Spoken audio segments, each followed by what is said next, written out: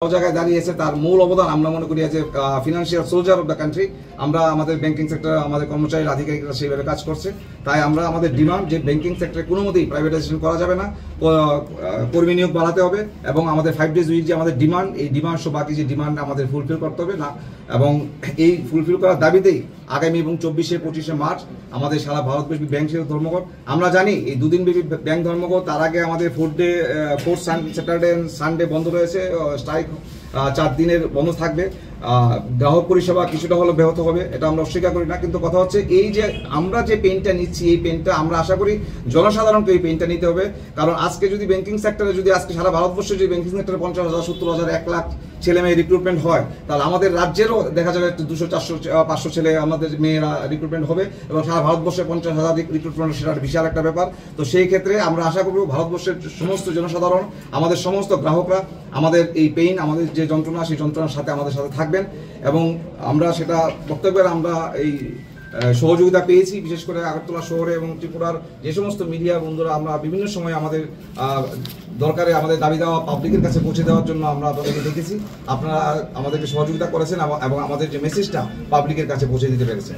আজকে আমাদের এই যে সাংবাদিক সম্মেলনে আমি রয়েছি, আমি Sanjay Dutta, general secretary AIBUC, all India bank officer confederation. আমার সাথে রয়েছে Rahul Chakraborty, general secretary, all India bank employees association. আমার সাথে রয়েছে Tapan da, president, all India bank officer association.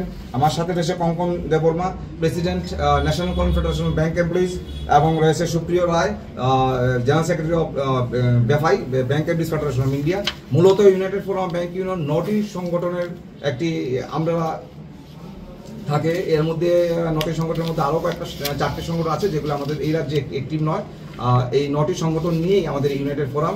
এই ইউনাইটেড ফোরামের আগামী দিনে যে 24-25 স্ট্রাইক, এই স্ট্রাইক আমাদের যে মেসেজ, এই মেসেজ আপনারা জনসমক্ষে রাখবেন এবং আশা করছি আমাদের স্ট্রাইক সাকসেসফুল হবে। এবং অবশ্যই গভর্নমেন্ট যদি আমাদের এই দাবি দাওয়া পূরণ না করে, আগামী দিন আমাদের নেতৃত্ব, আমাদের যে কেন্দ্রীয় নেতৃত্ব রয়েছে, আমরা আরও বৃহত্তর আন্দোলনে যাওয়ার আমরা পথে যাব। এবং ব্যাক টু ব্যাক আমাদের স্ট্রাইকের পরেই আগামী 29-30 তারিখ আমাদের অল ইন্ডিয়া ব্যাংক অফিসার কনফেডারেশনের আমাদের এক্সিকিউটিভ কমিটির মিটিং আছে ব্যাঙ্গালোরে।